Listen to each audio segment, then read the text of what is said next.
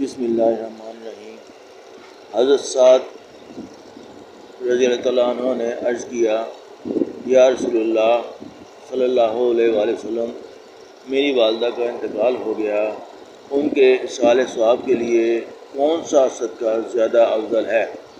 حضور صلی اللہ علیہ وآلہ وسلم نے ارشاد فرمایا کہ پانی سب سے افضل ہے۔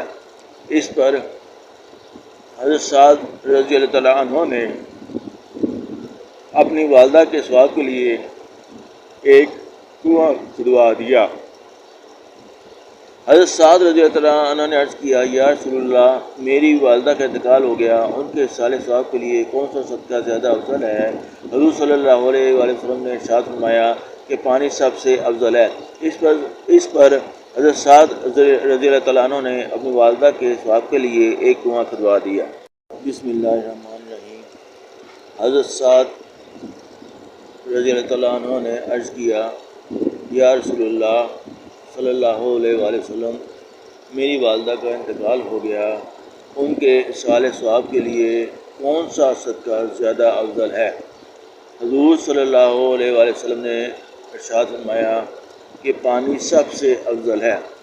اس پر حضرت سعد رضی اللہ تعالیٰ عنہ نے اپنی والدہ کے ثواب کے لیے ایک کنواں کھدوا دیا۔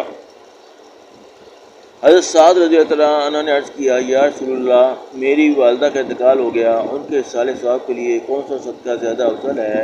حضور صلی اللہ علیہ وآلہ وسلم نے ارشاد فرمایا کہ پانی سب سے افضل ہے۔ اس پر حضرت سعد رضی اللہ تعالیٰ عنہ نے اپنی والدہ کے ثواب کے لیے ایک کنواں کھدوا دیا۔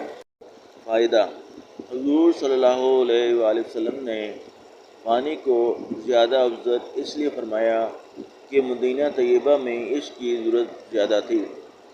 اول تو گرم ملکوں میں سب ہی جگہ پانی کی ضرورت خاص طور سے ہوتی ہے، اور مدینہ منورہ میں اس وقت پانی کی قلت بھی تھی۔ اس کے علاوہ پانی کا نفع بھی عام ہے اور ضرورت بھی عمومی ہے۔ ایک حدیث میں ہے کہ جو شخص پانی کا سلسلہ جاری کر جائے تو جو انسان یا جن یا پرند بھی اس سے پانی پیے گا تو مرنے والے کو قیامت تک اس کا ثواب ہوتا رہے گا۔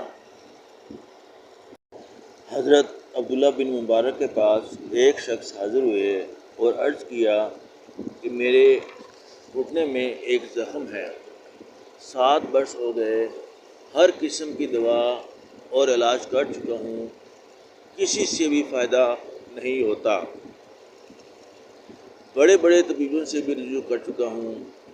حضرت عبداللہ بن مبارک رحمۃ اللہ علیہ نے فرمایا کہ جس جگہ پانی کی قلت ہو وہاں ایک کنواں بنوا دو۔